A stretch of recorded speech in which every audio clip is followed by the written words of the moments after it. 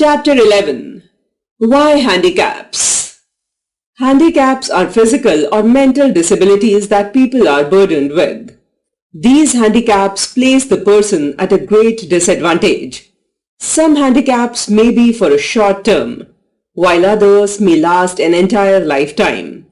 If we look around, we can see these handicaps everywhere. The lame, the blind, the deaf, and the mute are but a few instances. There are others who are affected by serious diseases. Those suffering from cancer, AIDS, leprosy, mental disturbances, or developmental disorders are all handicapped in different ways. Some are born rich, while others are born poor.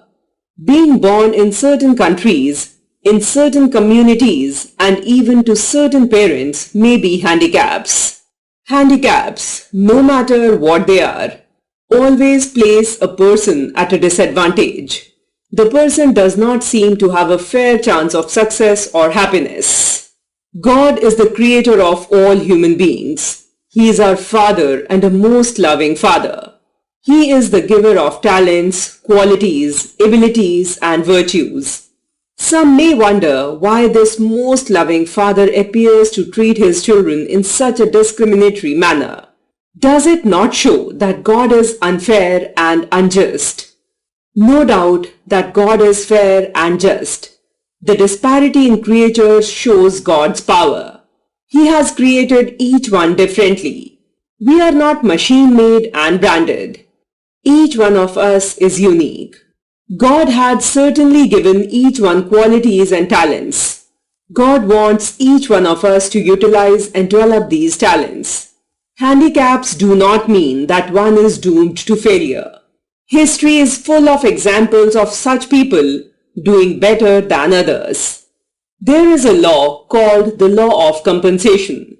Certainly, one who has certain handicaps will possess some other advantages. For example, a strong will, great determination, or tremendous courage. Besides, it also felt that greater accountability is expected of a person with no handicaps. They have more responsibilities.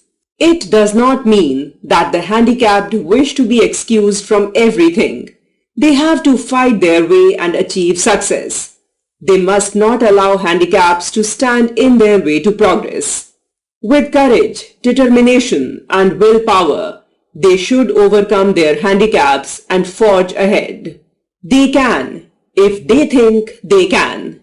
They should prove that they can challenge and defeat their handicaps. Certain handicaps may be to remind them of their Creator and Father. When a person has everything, he or she tends to forget God, our Creator. A story is told of a king who was strolling on a terrace of his 10-storied palace. He was watching the people below walking along the roads. Suddenly he realized that the building was on fire.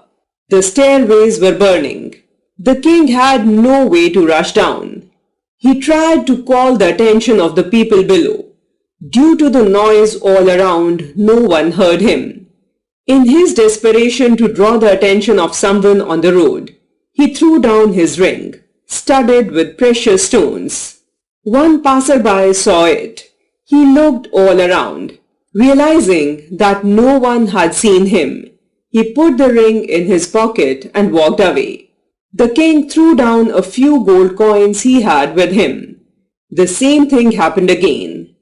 Being desperate, the king looked around for something else. He saw a big stone. He picked it up and threw it down at a person walking below.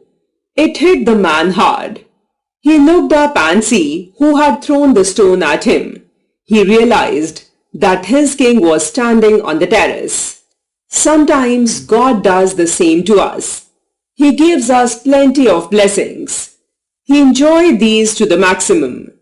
While doing so, we never look up or think of God.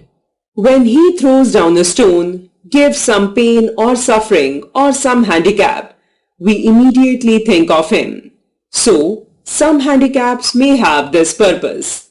In fact, too many enjoyments and too many pleasures make us forget God and His existence. It may even take us away from God. The purpose of our life may be forgotten. That is the reason why there is a saying in the Bible that it is easier for a camel to pass through the eye of a needle than for a rich man to enter heaven. Handicaps are not curses. They are signs of God's power and greatness. God's way are different from ours. Let us learn to accept our little handicaps as blessings and prove to the world that we too can be successful in our own way. We will certainly receive double the blessings.